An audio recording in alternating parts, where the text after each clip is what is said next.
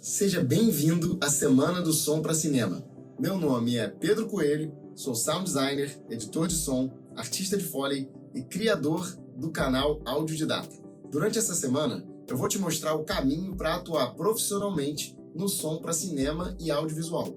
Mesmo que você ainda não conheça os processos e técnicas, não tenha parceiros nem clientes, não tenha equipamentos e nem dinheiro para investir em equipamento agora. Você vai ver formas e estratégias para alcançar isso tudo. Eu vou te mostrar o que você precisa saber para se destacar, especializar e iniciar na sua jornada profissional no som para cinema e audiovisual. O mercado que eu já atuo há mais de 10 anos e que já formei mais de 200 profissionais ativos hoje. Mercado de trabalho abriu porta para mim, assim. Hoje eu tenho um diferencial, cara. Os meus objetivos eram tentar conseguir algo mais fixo, assim, né?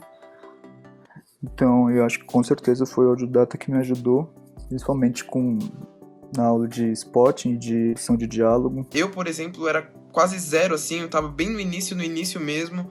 E, hoje eu já me sinto apto a, se eu conseguir pegar algum trabalho, eu acho que eu consigo realizar ele sem nenhuma preocupação. Digamos que eu seja um profissional empoderado agora, no áudio. Até o meu primeiro trabalho realmente foi o Amaivos, né? Primeiro trabalho pago. Sim. Eu saí do nada, né? Eu não sabia absolutamente nada, praticamente. Então, a mudança é quase 100%. Eu acho que se não fosse pelo Audiodidata, eu não sei onde é que eu conseguiria, por exemplo, ali o curta do Amaivos, ou agora a série que você tá falando. Eu não sei se eu teria coragem de pegar um trabalho tão sozinha, sem ter apoio. Tipo, sem saber que tem alguém ali com muito mais experiência, que eu posso perguntar, que eu posso falar, pelo amor de Deus, socorro, qualquer coisa do gênero. E eu me sinto muito feliz e realizada com isso, de verdade. Mas antes de falar disso tudo, deixa eu te contar um pouco sobre quem eu sou e como eu cheguei até aqui. Eu caí no áudio meio que de paraquedas mesmo. Eu queria fazer música, e lá na faculdade de música que eu acabei conhecendo o áudio. E foi assim que eu comecei a descobrir algumas outras áreas de trabalho no som. E então eu fui fazer produção fonográfica.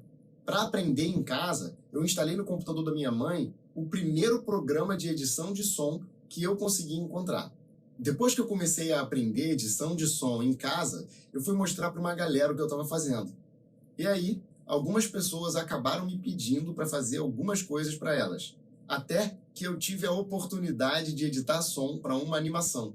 E me amarrei. Foi aí que eu me liguei nessa nova possibilidade de trabalho que eu não sabia que existia antes. Aí eu comecei a querer muito trabalhar com isso, mas não fazia ideia de como começar. Apesar de estar fazendo faculdade e cursos de áudio, nada me preparava para fazer som para o cinema e audiovisual, que era o que eu realmente queria. Todo projeto que eu pegava, eu fazia sem saber de fato como começar e finalizar e entregar.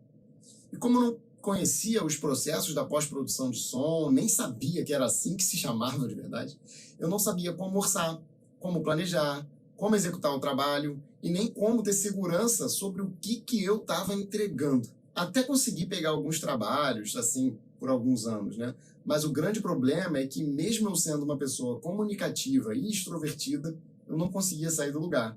E não me desenvolvia, né, como profissional. Eu pegava poucos projetos, e só projeto pequeno. Por causa disso, eu tinha que conciliar trabalhos em outras áreas, nada a ver, e pegar qualquer job que aparecesse na minha direção. Eu sentia, né, que as coisas só não aconteciam para mim porque eu não conhecia ninguém, não tinha equipamento, não tinha dinheiro, nem tinha estudado fora.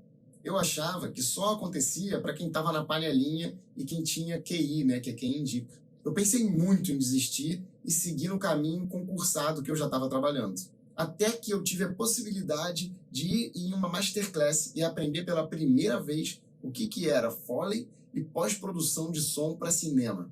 Depois da masterclass, eu encontrei a equipe do evento e fui puxar assunto. Como eu tinha participado muito, eles lembravam de mim. Depois de mostrar que eu estava muito empolgado, ele me chamou para estagiar lá, fazendo filmes de Hollywood. Pronto, eu pensei, eu vou ficar rico e famoso, né? Mal sabia eu o que eu ainda ia passar. Mas enfim, ele me chamou e eu fui, claro. Eu pedi para sair do emprego fixo que eu tinha, juntei dinheiro, porque ele também não ia me pagar por nada, e fui, simplesmente fui. Lá, eu finalmente aprendi coisas que em nenhum outro curso eu tinha aprendido antes. Mas como eu era muito iniciante, eu não cheguei a fazer tanta coisa na prática, né? Só pude ver e aprender muito sobre os processos e métodos de trabalho. Coisas que a única forma de eu aprender aqui seria se eu fosse apadrinhado por alguém ou conseguisse algum trabalho na área, o que estava longe de acontecer. Eu estava naquele antigo dilema: trabalhar para ter experiência e ter experiência para conseguir algum trabalho. Como que sai daí? Depois que meu dinheiro acabou, eu finalmente tive que voltar. E na minha cabeça, eu ia voltar e ia ser chamado na hora para trabalhar em algum lugar. Só que, na verdade, eu voltei para um lugar que ninguém me conhecia, nem sabia meu nome, e até os clientes que eu tinha antes estavam fazendo som com outras pessoas. Eu voltei para estaca zero, praticamente. O único grande lance que agora eu tinha a meu favor é que eu finalmente tinha aprendido sobre os processos e métodos da produção de som para cinema. Eu sabia o que era edição de diálogo, como fazer Foley, como era a mixagem de cinema, enfim, tinha algum conhecimento o suficiente para me posicionar com mais segurança e autoridade para os clientes e parceiros. Esse conhecimento me fez entender melhor o serviço que eu estava oferecendo e a fazer melhores orçamentos, planejamentos e a me comunicar de uma forma mais clara e objetiva. Depois que eu voltei, eu me juntei com um amigo que estava começando também e fui conversar com outras pessoas para explicar com mais clareza o que exatamente eu podia fazer pelos projetos delas. Assim, as coisas foram aos poucos acontecendo para mim. Agora, eu podia finalmente pegar um trabalho do início ao fim, sabendo exatamente o que eu precisava fazer, em que ordem fazer e tendo clareza de como metrificar e avaliar o meu trabalho. Eu demonstrava entender pelo menos o que envolvia na produção de som para cinema e audiovisual. E desde então, fiz várias parcerias, entrei e saí de emissoras, fiz centenas de filmes e séries e continuo a crescer profissionalmente. Tudo porque agora eu finalmente entendia o processo de produção de som para cinema e audiovisual. Eu não precisava ser nenhum expert em todas as áreas. Só o conhecimento do que fazer, onde e quando fazer já me possibilitaram pegar trabalhos que eu nunca antes conseguiria pegar, até mesmo sem precisar de equipamentos nem estrutura nenhuma, só o computador, o programa e um headphone. Aí eu comecei a perceber que tinha encontrado uma saída para a minha situação. Como eu tinha me sentido muito prejudicado por não ter tido acesso a esse conhecimento em nenhum curso antes, eu resolvi começar a ensinar para as pessoas as coisas que eu tinha aprendido. E foi ensinando que eu aprendi que esse conhecimento de processos e metodologia é o grande divisor de águas entre quem consegue fazer projetos grandes e quem fica na cabeçada no improviso só em projetos pequenos. Também, claro que eu tinha uma motivação pessoal, que era de construir um mercado que ia valorizar mais o meu trabalho. Desde que eu comecei a dar aulas, eu já vi mais de 200 alunos começarem no mercado e já tive o prazer de trabalhar com alguns deles em filmes e séries. O problema é que eu só podia ensinar as pessoas que conseguiam vir ao Rio e estudar comigo. Por isso, eu resolvi vir para a internet e contribuir com esse mercado que só se profissionaliza a cada ano. Eu espero que a minha história te motive a seguir a sua vontade. Vai ser um prazer cruzar com você nas produções nacionais. Quando acontecer, não esquece de me dar um oi, que eu vou me amarrar. Agora vamos para o conteúdo, né? Em 1995, começou a famosa retomada do cinema nacional.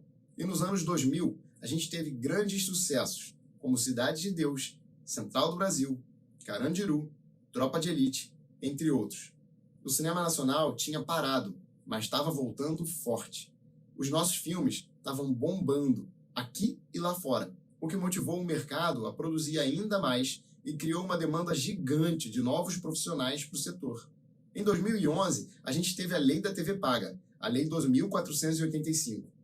E aí os canais de assinatura começaram a ter um mínimo de conteúdo brasileiro sendo exibido em horário nobre, e pelo menos metade desse conteúdo tem que ser feito por produtoras independentes. Isso incentivou ainda mais a produção de séries e filmes originais brasileiros. Com essa nova lei, a gente mais do que duplicou a produção audiovisual. E em 2020, a gente passou a marca de 26,7 bilhões de arrecadação. De 2008 a 2014, tivemos um crescimento de 153%. Isso que é boom! Foi entrando nesse boom, inclusive, que eu mesmo construí minha carreira e vivo há anos fazendo som para cinema. Provavelmente, você também criou mais interesse pelo cinema e audiovisual nesses anos. Desde então, o nosso país vem passando por problemas políticos e financeiros graves, e ainda assim, o audiovisual continua a crescer e a conquistar o mundo. Mesmo assim, o número de produções continua aumentando, com filmes e séries de regiões diferentes do país. Tem edital de fomento estadual, municipal e várias produções privadas independentes. Aliás, o Fundo Setorial acabou de aprovar um novo plano de ação de 651 milhões. Isso agora, em dezembro de 2021. Nos últimos anos, a gente teve filme no Oscar, filme ganhando prêmio em Cannes, chamando atenção internacional, tanto para nossa qualidade técnica, quanto para criatividade e riqueza cultural. O audiovisual brasileiro é O Brasil é um dos maiores consumidores e produtores de conteúdo audiovisual do mundo inteiro. E por isso, a gente atrai o interesse de várias plataformas de vídeo sob demanda, como a Netflix, a Amazon, a Apple TV, Disney+, enfim, etc. Como o nosso mercado produtor representa muito dinheiro e oportunidade, a gente está vendo mais séries e filmes de origem brasileira estreando nessas plataformas. Aliás, eu mesmo trabalho em algumas delas. Além disso, existem inúmeros canais de produção original na plataforma do YouTube, o que garante ainda mais produções independentes surgindo a cada mês. Não é à toa que essas empresas estrangeiras estão investindo milhões todo ano na nossa indústria audiovisual, através de produções originais e inéditas. Esse ano de 2022, inclusive, está gerando muita expectativa com o investimento das plataformas de streaming e com as mudanças nas políticas do audiovisual. Para começar, o mercado audiovisual é dividido principalmente entre mercado produtor, distribuidor e exibidor. O mercado produtor, que é onde a gente vai focar aqui, é composto das produtoras, fornecedores de tecnologia, estúdios e os profissionais que atuam na produção. Como o nosso desejo é trabalhar fazendo as obras audiovisuais, a gente está de olho nessa parte do mercado. A produção audiovisual é dividida em 3 grandes etapas: a pré-produção, a produção e a pós-produção. A pré-produção é todo o planejamento e criação que acontecem antes da gravação no set de filmagem. Geralmente, os profissionais de som que atuam na pré-produção são os técnicos de som direto e os supervisores de som. A produção é quando todo o material é finalmente gravado nos sets de filmagem, junto com toda a equipe. Essa etapa é a mais rápida e a mais corrida. Para trabalhar com um profissional de som na produção, você vai ser parte da equipe de som direto, como técnico de som direto, microfonista ou assistente.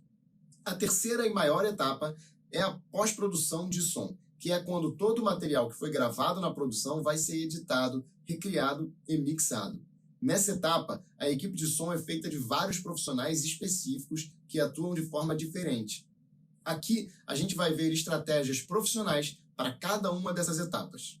Bora começar com as 5 atividades essenciais da pré-produção. Primeiro, ler e decupar o roteiro para encontrar ideias de desenho de som e para planejar a gravação. Quando a gente lê e analisa o roteiro antes de rodar, a gente já tem ideia de algumas coisas importantes. Como, por exemplo, quantos personagens vão falar simultaneamente? Quais coisas barulhentas podem estar no cenário que a gente pode tentar desligar ou resolver de alguma forma? Qual a importância de certos elementos sonoros, como, por exemplo, objetos específicos, etc. Por exemplo, no filme O Náufrago, eles testaram várias impressoras diferentes até encontrar uma impressora que fizesse um som mais ritmado e musical. Para aquela cena que ele e a esposa estão dançando no escritório, sabe? 2. Imaginar as sonoridades do universo de sons da obra. Como cada filme tem um universo diferente em que a história acontece, é importante ter pelo menos algumas ideias que direcionem todos os sons que vão acontecer e que vão ser feitos para o filme. Um bom exemplo disso é o filme Duna, que lançou agora, que teve os seus sons mais importantes sendo pensados desde antes. 3. Visitar as locações onde vai ser gravado. É muito importante que algum responsável pelo som visite os lugares onde vão ser os sets de filmagem. Isso para poder conhecer os desafios dessa gravação e já ter algumas ideias de solução. Também é recomendado que essa pessoa leve um equipamento de gravação de som para fazer testes e que tenha algum método de avaliação dessa locação. Uma coisa interessante para isso, né, é você ter uma checklist de possíveis problemáticas e ir vendo uma por uma, anotando as ideias de solução. Aí você pode falar com a produção do filme depois. Por exemplo, onde vai ficar o gerador? Ele é barulhento? Algum objeto ruidoso pode ser desligado durante a filmagem para evitar o barulho? Existem portas e janelas que podem ser fechadas no lugar? Como são os vazamentos ali? 4. Pensar e criar estratégias para captação do som na filmagem. Aqui, a gente pensa em quantos microfones vamos usar, onde dá para posicionar cada um, se vamos gravar algum efeito sonoro e etc. Por exemplo, foi nessa etapa que eu consegui escolher os efeitos sonoros que a gente ia tentar gravar no set de um filme, que eu pude atuar na pré-produção, e onde a gente ia produzir outros. Uma dessas escolhas, inclusive, ajudou a determinar planos e decisões de direção. 5. Seleção e aluguel de equipamentos. Com o roteiro analisado, visitas técnicas realizadas e tudo já encaminhado, a pessoa responsável pelo som vai ter mais clareza de tudo que for necessário para cada dia de gravação. Além da óbvia necessidade de equipamentos como microfone lapela, transmissores, fita, pilha, também podem existir necessidades mais específicas, como carrinhos, video assist, comunicadores para a equipe e etc. Agora vamos ver as 4 práticas comuns do som na produção. Primeiro, captar o diálogo das personagens em som direto. No set de filmagem é quando a matéria-prima do filme vai ser gravada, e é muito importante que esse material seja gravado da melhor qualidade possível, sem vazamento nem muitos ruídos. A prioridade da equipe de som no set é gravar bem o diálogo das personagens, do elenco. Esse material que vai ser usado como base na edição depois. E se o diálogo estiver ruim, o filme inteiro perde com isso. Todo o trabalho do som direto roda em volta disso, como, por exemplo, o uso de vários microfones em posições diferentes. Isso é feito para tentar garantir que vai conseguir captar bem as falas do elenco. O segundo ponto é fazer algum controle acústico para as gravações de som. Isso também é para tentar garantir o melhor som possível, claro. O controle de ruído no set é um processo muito importante no resultado final do trabalho, principalmente quando o orçamento é curto. Existem 2 formas principais de trabalhar o ruído no set. Primeiro, o isolamento e condicionamento acústico, por exemplo, usando mantas acústicas, fechando alguma porta ou janela, escolhendo uma boa locação e etc. A outra é a redução de ruídos em cena, podendo, por exemplo, usar feltro, espuma, borracha nas coisas que fazem muito barulho, como, por exemplo, no pé de uma cadeira que vai ser arrastada, etc. Passar WD-40 na dobradiça de alguma porta, usar tapete para os personagens andar, adaptar algum figurino, enfim. 3. Gravar os sons de ambiente, de sala e de efeitos sonoros específicos. Durante o set de filmagem, embora muitas vezes não seja possível por falta de tempo, é muito recomendado captar os sons específicos do ambiente e dos objetos da cena, principalmente se esses sons forem importantes na obra final. Se você conseguir fazer uma análise técnica e decupagem de roteiro bem feita, já vai ser mais fácil pensar nisso tudo. Aí você pede para a produção tentar incluir no seu planejamento e já separa um tempo para fazer. Essas gravações podem ser feitas durante a filmagem e às vezes dias depois de rodar. Os sons mais relevantes de serem gravados dessa forma são: primeiro, ambiências específicas e de lugares importantes. Por exemplo, se for rodar na Patagônia, num deserto, no Grand Canyon, é legal ter ambiência. Outro, de eventos específicos, como, por exemplo, o carnaval ou algum ritual, sei lá. E 3, efeitos sonoros específicos, como portas diferentes, mecanismos, outros objetos de cena que tem algum som único, né? 4, organizar tudo o que for gravado. Qualquer coisa que a gente for gravar, é muito importante mandar organizado para quem for mexer depois. Por isso, é essencial que a gente catalogue e documente em detalhes tudo o que for feito. É importante anotar e registrar tudo de relevante que acontece durante a produção, até como uma forma de lembrete e transparência. Por causa disso, o boletim de som é um dos documentos mais importantes para a equipe de som direto. Ele é um mapa e um manual para tudo o que foi gravado, com informações importantes de cena, take, equipamentos, equipe, configurações e etc. Hoje em dia, muitos gravadores podem gerar o boletim de som, mas como forma de registro pessoal, eu ainda recomendo fazer um à mão.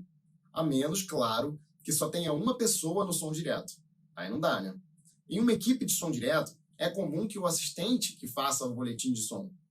Outros documentos também são interessantes, como, por exemplo, diário de captação, você tem uma checklist de ações, um manual de importação e uso desse material que você está mandando.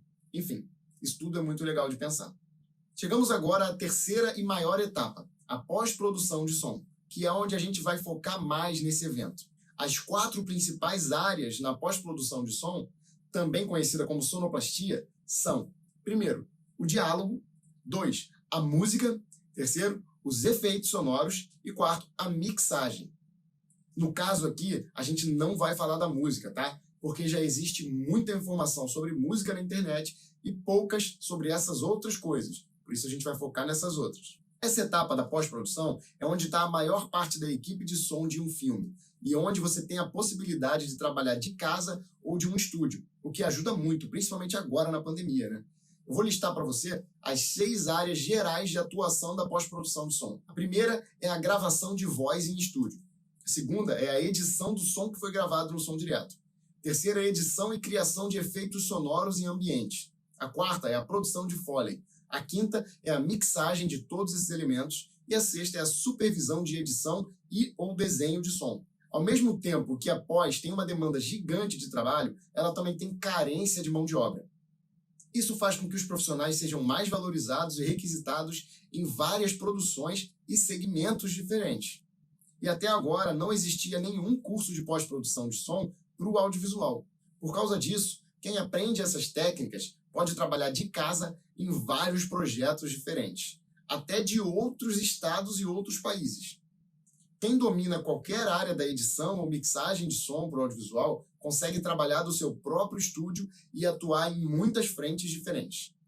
E é por isso que no segundo episódio eu vou te mostrar o que você precisa para ser um profissional de pós-produção de som ativo no mercado.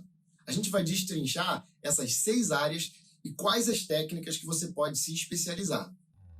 Se você curtiu essa aula, printa, comenta e compartilha e me marca também para eu ver.